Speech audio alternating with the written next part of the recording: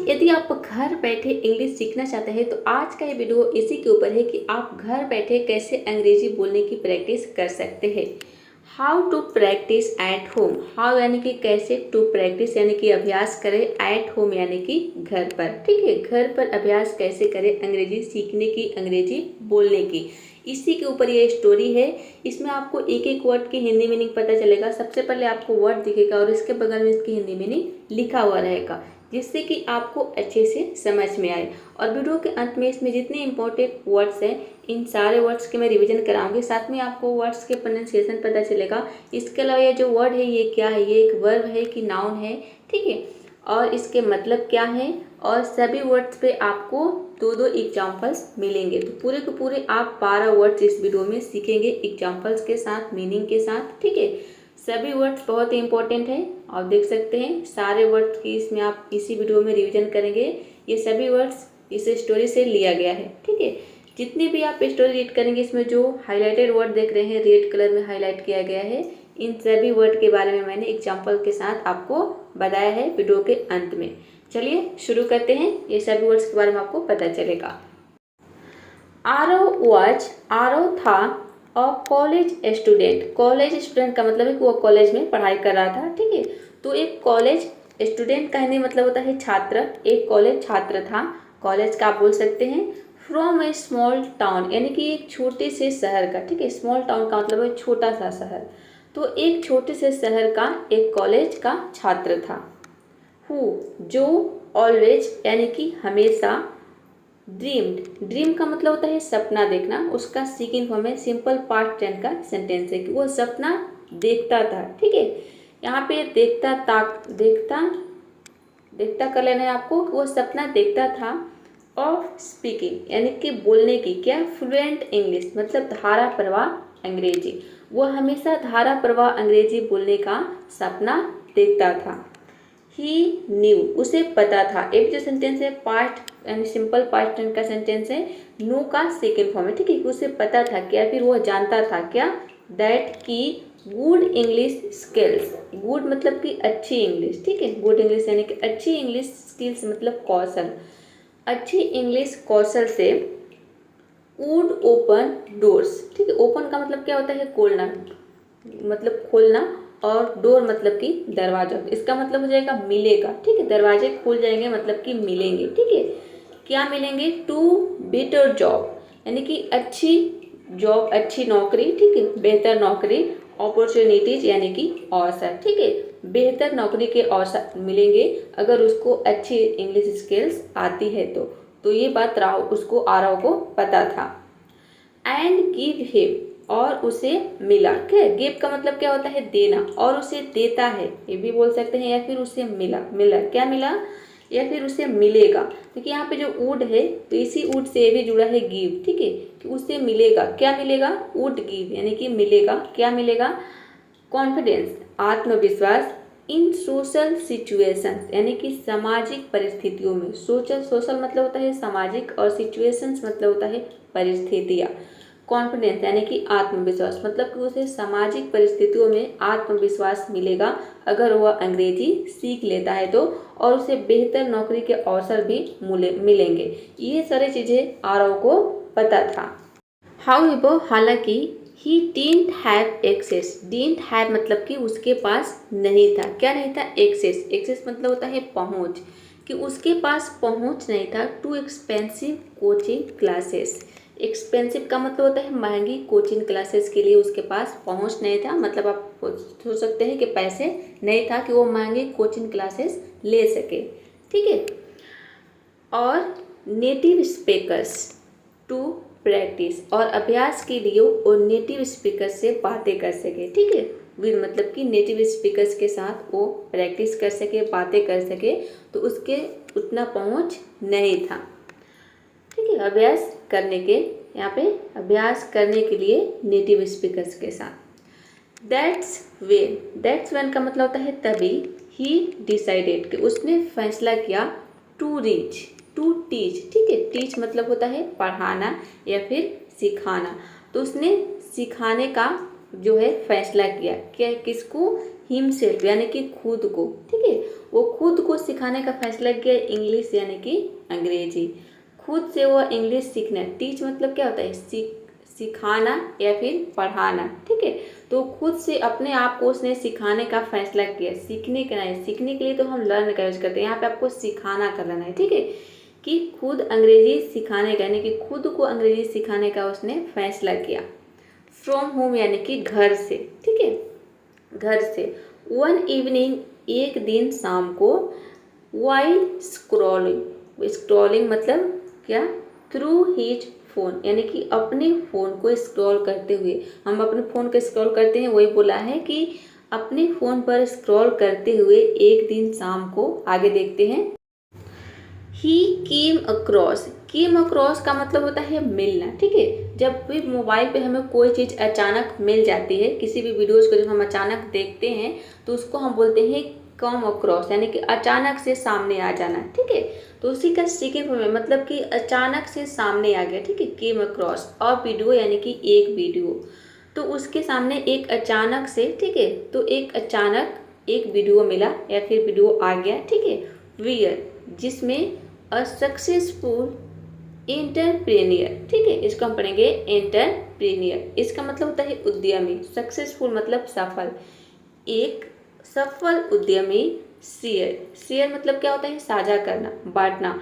तो उन्होंने साझा की हीज जर्नी, अपनी जर्नी को, ठीक है। तो जैसे ही वो अपने मोबाइल को स्क्रॉल कर रहा था तो उसे अचानक एक ऐसी वीडियो दिखी जिसमें एक सक्सेसफुल एंटरप्रेन्योर अपने जो है जर्नी को वो साझा कर रहा था, शेयर कर रहा था, ठीक है, अपनी जर्नी की साझा की थी। ऑफ लर्निंग इंग्लिश यानी कि अंग्रेजी सीखने की, ठीक है, अंग्रेजी सीखने की यात्रा को उसने कैसे अंग्रेजी सीखी इस बात को उसने शेयर किया था उस वीडियो में। तो अचानक से आरव के सामने कोई वीडियो आ गया, उसको मिल गया। विदाउट एनी फॉर्मल ट्रेनिंग यानी कि बिना किसी फॉर्मल ट्रेनिंग के, ठीक है। फॉर्मल का मतलब होता है औपचारिक और ट्रेनिंग कहने मतलब जानना चाहते हैं तो इसका मतलब होता है प्रशिक्षण के, ठीक है। इंस्पायर्ड मतलब प्रेरित होकर।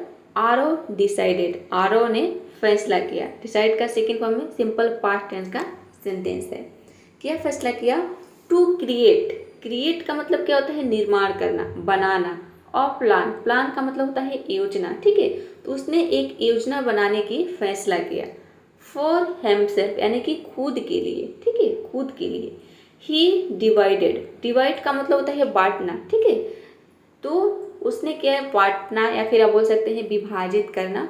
तो उसने क्या किया, विभाजित कर दिया हिज प्रैक्टिस, अपने अभ्यास को। आगे देखते हैं, इनटू 4 पार्ट्स मतलब कि 4 भागों में, इनटू मतलब में, ठीक है। उसने अपने अभ्यास को 4 भागों में विभाजित कर दिया, डिवाइड कर दिया। कौन कौन, रीडिंग यानी कि पढ़ना, लिसनिंग मतलब कि सुनना, स्पीकिंग यानी कि बोलना, एंड राइटिंग और लिखना। तो 4 भागों में उसने अपने अभ्यास को विभाजित कर दिया। द नेक्स्ट मॉर्निंग यानी कि अगले दिन सुबह बोल सकते हैं या फिर अगली सुबह ही पिकड अप। पिकअप का मतलब होता है उठाना, ठीक है। तो उसका सेकेंड फॉर्म है पिकअप, एक फ्रेज है, फ्रेजल वर्ब है जिसका मतलब होता है उठा लेना, ठीक है, कोई चीज़ निकाल लेना। तो उसने उठाया, क्या उठाया, एन ओल्ड इंग्लिश न्यूज़पेपर, ठीक है, एक पुरानी न्यूज़पेपर इंग्लिश की, एक पुरानी इंग्लिश की न्यूज़पेपर उसने उठाया। फ्रॉम हिज फादर्स शॉप, अपने पिता की दुकान से। फादर्स के बाद हम देख सकते हैं फादर में पोस्ट ऑफ एस लगा है। फादर शॉप मतलब पिता की दुकान, ठीक है। हिज यानी कि अपने, फ्रॉम मतलब कि से। अपने पिता की दुकान से उसने एक पुरानी न्यूज़पेपर इंग्लिश के उठाया। एंड और स्टार्टेड और शुरू कर दिया, रीडिंग मतलब कि पढ़ना। ईट यानी कि इससे, ईट आया है न्यूज़पेपर के लिए, उसने उस न्यूज़पेपर को पढ़ना शुरू कर दिया। अलाउड मतलब कि जोर से। ही डिडंट अंडरस्टैंड यानी कि वह नहीं समझ पाता था या फिर नहीं समझता था एवरी वर्ड्स, हर शब्द को। न्यूज़पेपर को जब उसने उठाया, जब उसने पढ़ना शुरू किया तो वह सभी वर्ड्स को नहीं समझ पाता था, ठीक है, उसे हर वर्ड समझ में नहीं आया। आगे देखते हैं, बट लेकिन ही मेक का मतलब क्या होता है, बनाना। उसका सेकेंड फॉर्म है, ये भी सिंपल पास्ट टेंस का सेंटेंस है कि उसने बनाया, क्या बनाया, अ हैबिट यानी कि एक आदत।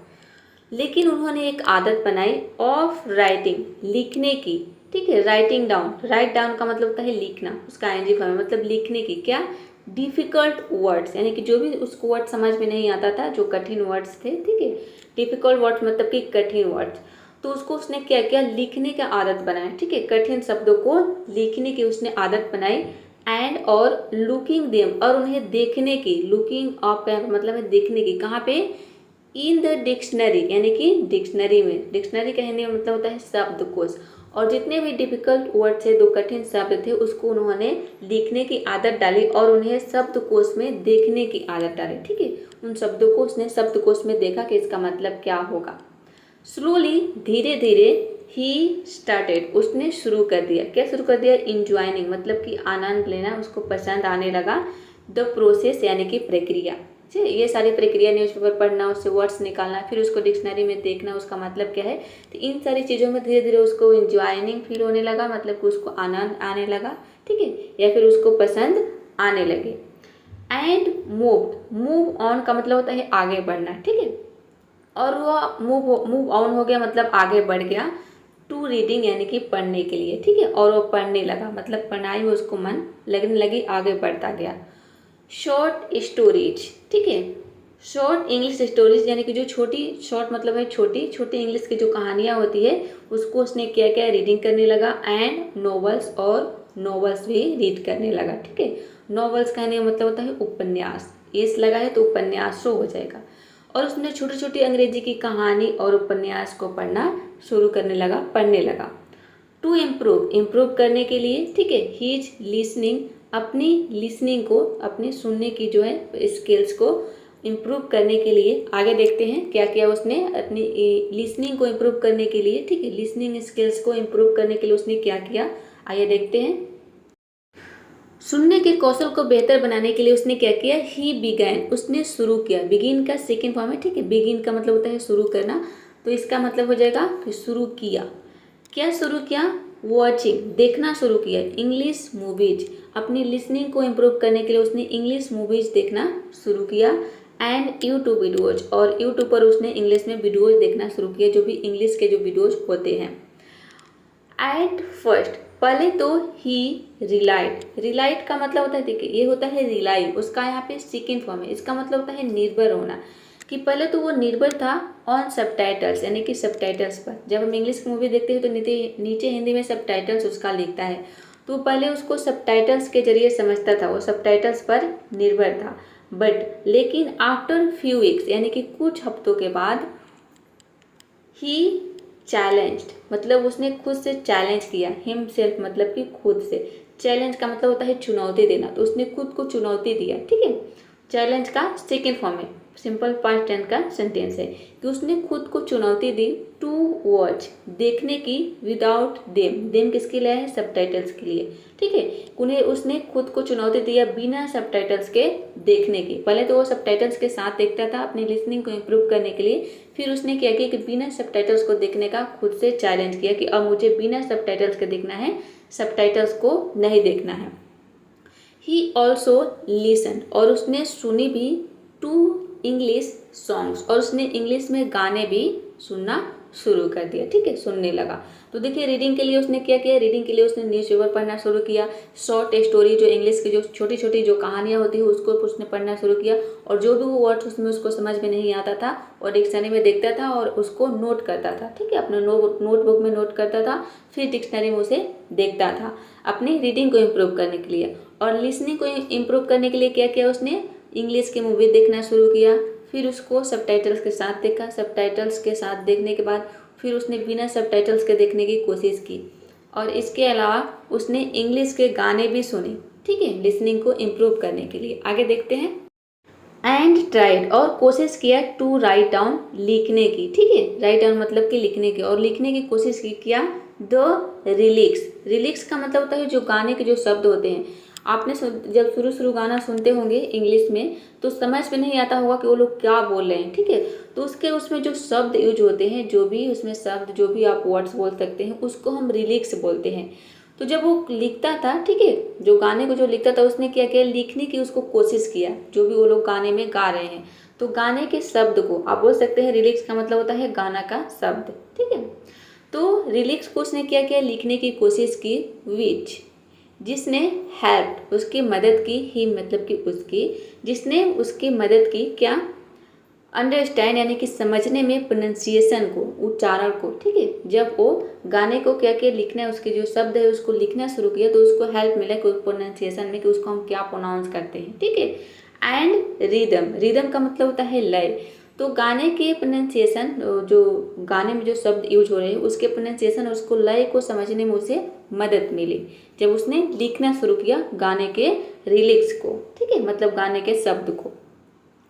स्पीकिंग वर्ड्स यानी कि स्पीकिंग मतलब कि बोलना था, दो हार्डेस्ट पार्ट मतलब सबसे कठिन पार्ट यानी कि हिस्सा। तो जो बोलना था वो सबसे कठिन हिस्सा था फॉर आरव यानी कि आरव के लिए, ठीक है। आरव के लिए इंग्लिश बोलना बहुत ही कठिन हिस्सा था। बिकॉज क्योंकि ही हैड नो वन, क्योंकि उसके पास कोई नहीं था। नो वन का मतलब है कोई नहीं, हैड मतलब कि था, उसके पास कोई नहीं था। टू प्रैक्टिस यानी कि अभ्यास करने के लिए, विथ हिम यानी कि उसके साथ, बट लेकिन ही फाउंड, ठीक है, और सोल्यूशन, लेकिन उसने एक सोल्यूशन पा लिया। फाइंड का मतलब क्या होता है, पाना, पाना या फिर खोजना, ठीक है। तो उसने सोल्यूशन का मतलब होता है समाधान, लेकिन उसने एक समाधान खोज लिया। आगे देखते हैं। ही स्टार्टेड, उसने शुरू कर दिया टॉकिंग टू हिमसेल्फ, मतलब टॉकिंग बातें करना खुद से, ठीक है। टू हिमसेल्फ मतलब खुद से, उसने खुद से बातें करना शुरू कर दिया। आगे उसके पास कोई नहीं था तो वो भी इंग्लिश में, उसने खुद से अंग्रेजी में बातें करने लगा। एवरी मॉर्निंग यानी कि हर सुबह, ही स्टूड वह खड़ा होता था, ठीक है। स्टैंड का मतलब क्या होता है, खड़ा होना, उसका सेकंड फॉर्म है। कहाँ खड़ा होता था, in front of the mirror यानी कि शीशे के सामने वह हर रोज हर सुबह खड़ा होता था। एंड इंट्रोड्यूस्ड, इंट्रोड्यूस का मतलब क्या होता है, परिचित कराना, परिचय देना भी आप बोल सकते हैं, ठीक है। इंट्रोड्यूस्ड मतलब वो परिचय कराने लगा हिमसेल्फ यानी कि खुद की, वो खुद को पेश किया, ठीक है। पेश करना है फिर परिचय कराना आप बोल सकते हैं। तो खुद को उसने परिचय कराया, खुद को पेश किया।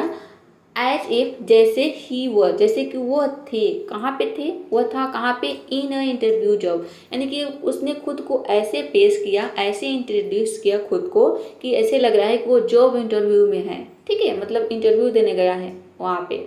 इस तरह से उसने शीशे के सामने खुद को पेश किया। ही ऑल्सो रिकॉर्डेड, और उसने रिकॉर्ड भी किया, हीज वॉइस अपनी आवाज़ को, ठीक है, और उसने अपनी आवाज़ को भी रिकॉर्ड किया। ऑल्सो का मतलब है भी, ठीक है। रिकॉर्ड का सेकेंड फॉर्म में रिकॉर्डेड मतलब रिकॉर्ड किया। एंड कंपेयर्ड, और उसकी तुलना की, ठीक है। कंपेयर का मतलब होता है तुलना करना, उसका सेकेंड फॉर्म मतलब तुलना की। ईट यानी कि इसकी, विद नेटिव स्पीकर्स यानी कि जो कुछ भी वो बोलता था, जो भी आवाज़ उसको अपनी आवाज़ को रिकॉर्ड करता था, सो उसकी तुलना उसने किया नेटिव स्पीकर से कि उससे मतलब देखा कि हम उनके जैसा, नेटिव स्पीकर्स के जैसा हम बोल पा रहे हैं कि नहीं, मेरी आवाज़ कैसी आ रही है। टू करेक्ट यानी कि सही करने के लिए, हीज प्रोनाउंसिएशन अपने प्रोनाउंसिएशन को करेक्ट करने के लिए, अपने उच्चारण को सही करने के लिए उसने किया क्या कि अपने आवाज़ को रिकॉर्ड किया और फिर उसको कंपेयर किया नेटिव स्पीकर से, उसकी तुलना की कि सही मेरी जो है प्रोनाउंसिएशन सही है कि नहीं है। राइटिंग यानी कि लिखना, वॉच था अनदर चैलेंज यानी कि दूसरा चैलेंज, ठीक है। चैलेंज मतलब चुनौती, दूसरी चुनौती थी लिखना। बट ही टैकल, टैकल का मतलब होता है हल करना, लेकिन उसने हल किया ईट यानी कि इसकी, ठीक है। लेकिन उसने इसकी हल किया, क्या हल किया, बाई मेंटेनिंग, मेंटेन का मतलब क्या होता है, बनाए रखना, तो बनाकर, क्या बनाकर, और डायरी एक डायरी, ठीक है, एक डायरी बनाकर उसने इसका हल किया, ठीक है, किसका, राइटिंग का। एवरी नाइट, हर रात, ही रोट, वह लिखता था, राइट का सेकंड फॉर्म है मतलब लिखता था का, क्या लिखता था, और शॉर्ट पैराग्राफ, एक छोटा पैराग्राफ वह लिखता था हर रात, ठीक है। अबाउट हीच डे यानी कि अपने दिन के बारे में, ठीक है, अपने दिन के बारे में, जो भी वो पूरे दिन में जो कुछ भी करता था उसके बारे में उसने लिखना शुरू किया हर रोज रात को एक डायरी में। इन इंग्लिश, अंग्रेजी में, ठीक है, अंग्रेजी में लिखता था। ओवर टाइम इसका मतलब है समय के साथ। हीज सेंटेंसेस, उसके जो वाक्य है बिकेम होते गए मोर स्ट्रक्चर, स्ट्रक्चर का मतलब है संरचित, ठीक है, संगठित। तो उसके जो है सुव्यवस्थित, उसके जो सेंटेंसेज है वो समय के साथ मोर स्ट्रक्चर यानी कि अधिक व्यवस्थित, आप बोल सकते हैं सुव्यवस्थित या फिर अधिक संरचित, अधिक संगठित होते गए। ठीक है, और लिखना जब शुरू किया। आगे देखते हैं। एंड ही स्टार्टेड, और उसने शुरू कर दिया यूजिंग, इस्तेमाल करना न्यू वर्ड मतलब नए शब्दों को। ठीक है, और उसने नए शब्द को इस्तेमाल करना शुरू कर दिया कॉन्फिडेंटली मतलब कि आत्मविश्वास के साथ।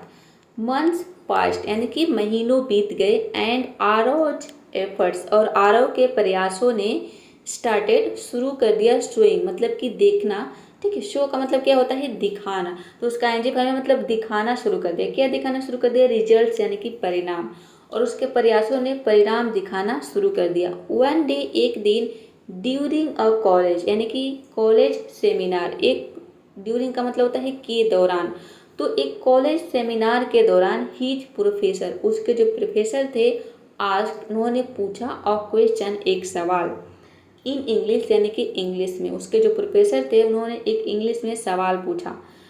टू एवरीवन्स सरप्राइज, सरप्राइज का मतलब क्या होता है? आश्चर्यचकित करना। ठीक है, तो एवरीवन्स यानी कि सभी को उसने क्या किया? आश्चर्यचकित करते हुए। आरव कॉन्फिडेंटली, आरव जो था वो आत्मविश्वास के साथ। आंसर, आंसर का क्या मतलब होता है? उत्तर देना या फिर जवाब देना, उसका सेकंड फॉर्म है। ठीक है, मतलब कि जवाब दिया। कॉन्फिडेंस के साथ उसने जवाब दिया इन फ्लुएंट इंग्लिश यानी कि धारा प्रवाह इंग्लिश में, बिना रुके। ठीक है, उसने इंग्लिश में जवाब दिया। हीज क्लासमेट्स यानी कि उसके सहपाठियों ने, हु जो, वंस यानी कि कभी, वंस का मतलब होता है एक बार या फिर कभी, तो यहाँ पे इसका मतलब है कभी। इसको हम समझेंगे अभी डिटेल में। ठीक है, इस वीडियो के अंत में।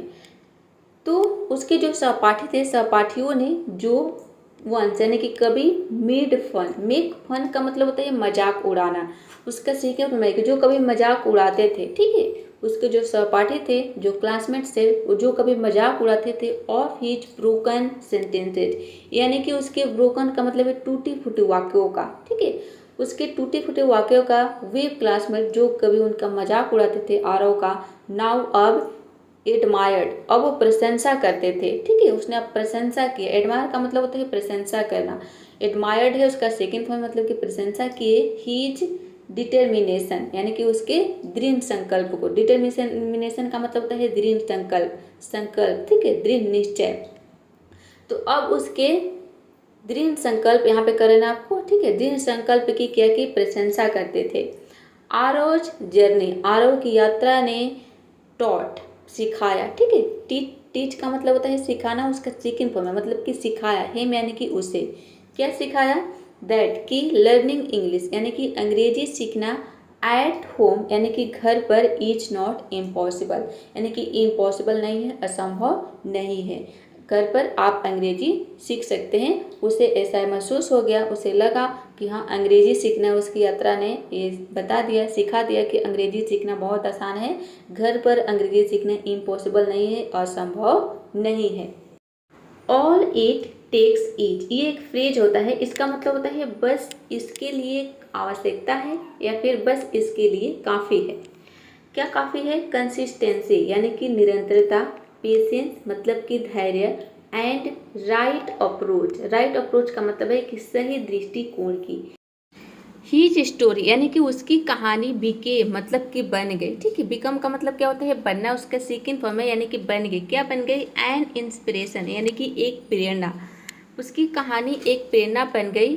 टू मेनी अदर्स यानी कि कई लोगों के लिए, इन हिज टाउन उसके शहर में। ठीक है, उसके शहर में कई अन्य लोगों के लिए उसकी कहानी एक प्रेरणा बन गई।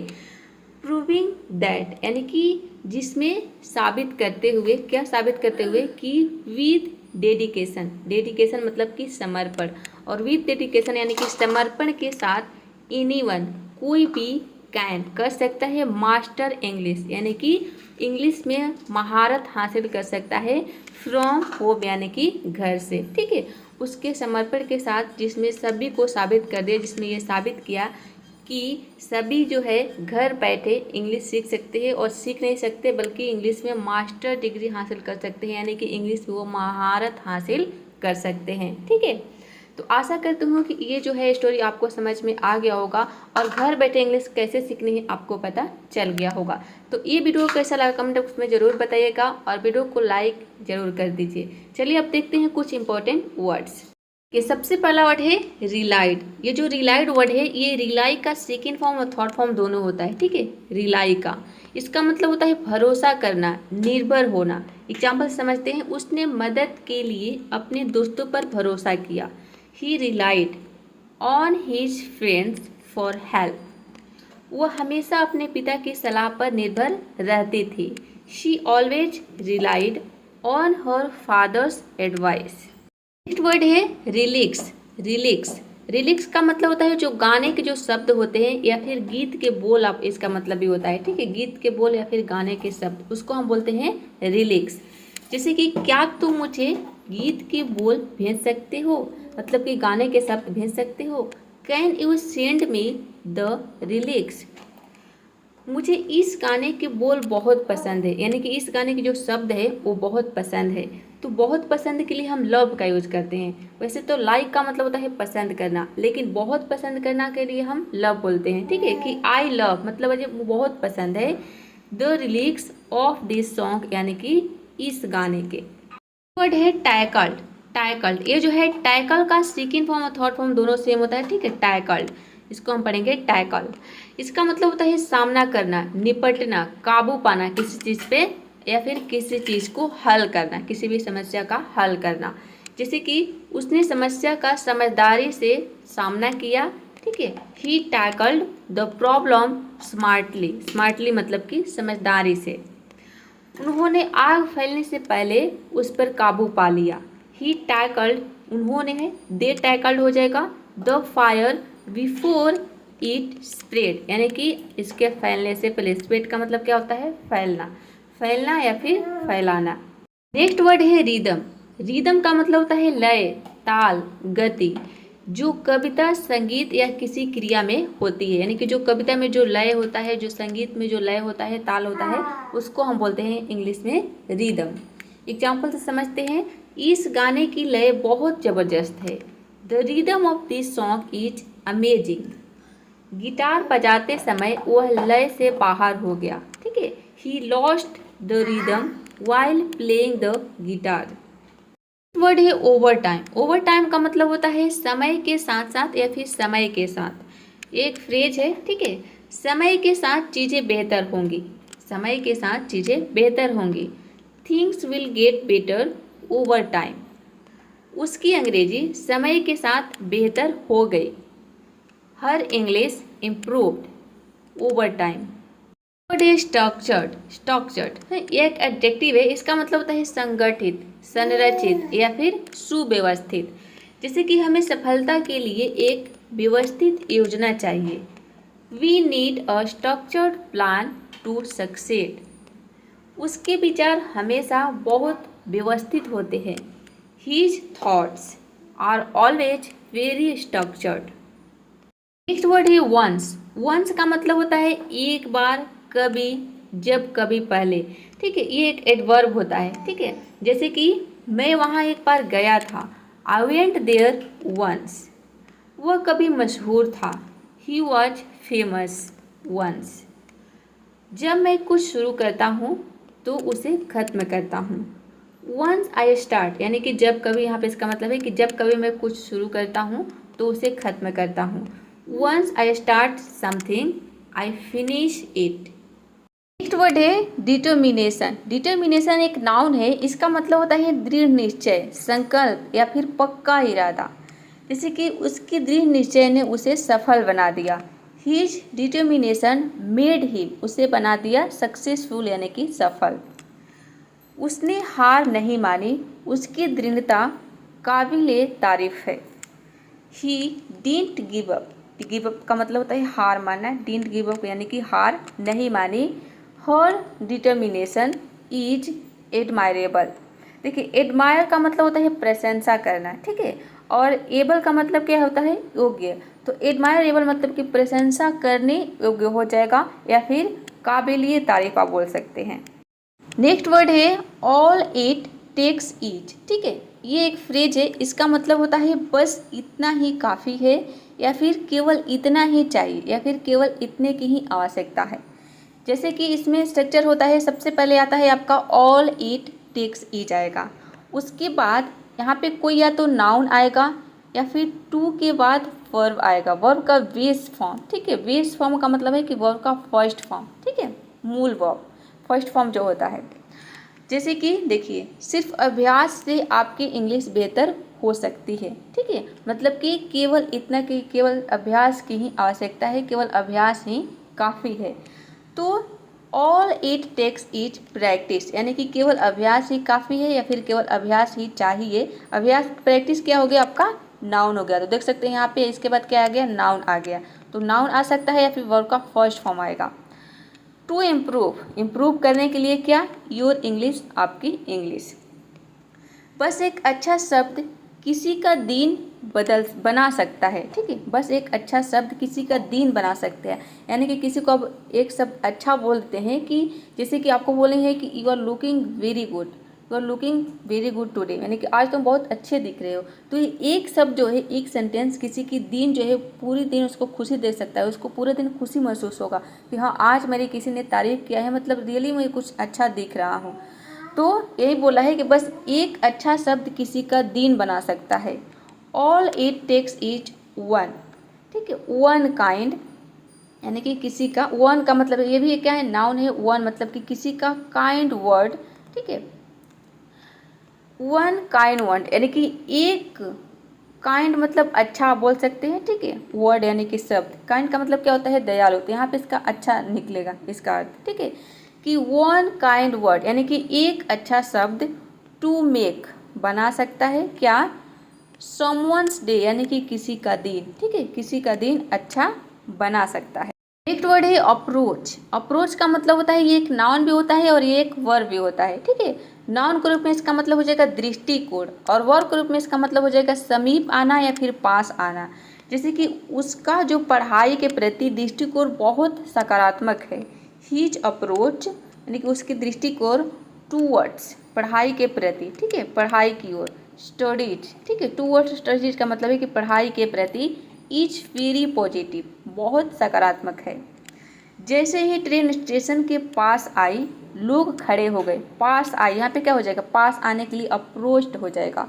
तो एच, जैसे ही द ट्रेन, अप्रोच्ड यानी कि पास आई, द स्टेशन, स्टेशन के पीपल यानी कि लोग, स्टूड अप, स्टैंड अप का मतलब क्या होता है, खड़ा होना, तो खड़े हो गए, पास्ट के सेंटेंस है तो हो जाएगा स्टूड अप, यानी कि स्टैंड का second form.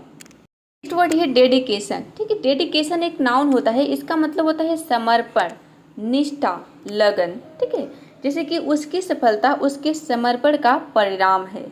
His success is the result of his dedication. अगर तुम में लगन और मेहनत है तो कोई भी मंजिल दूर नहीं है। तो if you have dedication and hard work, no goal is too far. Next word है मास्टर, ठीक है। मास्टर जो वर्ड है, ये एक वर्ब भी होता है, एक नाउन भी होता है। सबसे पहले इसका मतलब जान लेते हैं वर्ब के रूप में। तो देखिए, इस नाउन के रूप में, सबसे पहले इसको नाउन के रूप में देखते हैं। नाउन के रूप में इसका मतलब होता है गुरु, आप बोल सकते हैं उस्ताद, स्वामी, मालिक या फिर विशेषज्ञ। जैसे कि वह एक शतरंज का मास्टर है। He is a master of chess. Chess का मतलब होता है शतरंज। मास्टर ने छात्रों को नया पाठ पढ़ाया, ठीक है। मास्टर जो हमारे टीचर होते हैं उनको भी हम मास्टर बोलते हैं। द मास्टर टॉट, पढ़ाया क्या, दो स्टूडेंट, यानी कि छात्रों को अ न्यू लेसन, यानी कि एक नया पाठ। ये मास्टर का यूज वर्ब के रूप में हम कैसे करते हैं, तो देखिए वर्ब के रूप में इसका मतलब होता है निपुण होना, किसी भी चीज़ में निपुण होना, या फिर किसी भी चीज़ में महारत हासिल करना, या फिर किसी भी चीज़ पे काबू पाना। जैसे कि उसने अंग्रेजी बोलने में मास्टरी कर ली है, ठीक है। He has mastered speaking English. उसने ड्राइविंग मास्टर करने में 6 महीने लगाए। ही टूक 6 months, लगाए यानी कि लिया। टेक का मतलब क्या होता है, लेना, उसका सेकेंड फॉर्म है, मतलब कि लिया या फिर लगाए। 6 months क्या करने में, टू मास्टर ड्राइविंग, ठीक है, यानी कि ड्राइविंग में मास्टरी करने में, ड्राइविंग में महारत हासिल करने में आशा करती हूँ कि ये सारे वर्ड्स आपको समझ में आ गया होगा। तो इसी तरह से कोई भी वर्ड सीख रहे हैं तो आप उसको इस्तेमाल करेंगे सेंटेंसेज में, तो उस वर्ड्स को आप कभी नहीं भूलेंगे। तो अभी तक आपने वीडियो को लाइक नहीं किया है तो जल्दी से वीडियो को लाइक कर दीजिए और इसी तरह की और वीडियो देखने के लिए चैनल को सब्सक्राइब कर लीजिए। चलिए, बहुत सारे स्टूडेंट कमेंट करते हैं पीडीएफ के लिए। अब मैं आपको बताती हूँ कि इसका पीडीएफ आपको कहाँ पे मिलेगा। देखिए, मैं आपको यहाँ पे सारी चीज़ें शो करा रही हूँ, आपको सबका स्क्रीनशॉट ले लेना है। स्क्रीनशॉट लेने के बाद आप खुद से पीडीएफ बना सकते हैं। तो ये सबसे पहला है, नेक्स्ट ये है। और यदि आपको पीडीएफ बनाना नहीं आता है तो आप यूट्यूब में सर्च करेंगे कि पीडीएफ कैसे बनाएं, वहाँ पे आपको बहुत सारे वीडियोज़ मिल जाएगा और आप खुद से पीडीएफ बना सकते हैं। ये मैं इसलिए शो करा रही हूँ ताकि आप मेरे वीडियोज़ को देखने के बाद इसको खुद से पढ़ने की प्रैक्टिस करेंगे, ठीक है, बिना हिंदी मीनिंग देखे। आपको क्या करना है कि एक एक सेंटेंस को अपने नोटबुक में नोट करना है और उसकी हिंदी मीनिंग निकालने की कोशिश करनी है, यानी कि इंग्लिश टू हिंदी ट्रांसलेट करने की कोशिश करनी है, ठीक है। तो चलिए, आज के लिए इतना ही। अब आपको करना है क्या, प्रैक्टिस। तो कीप प्रैक्टिसिंग, कीप लर्निंग।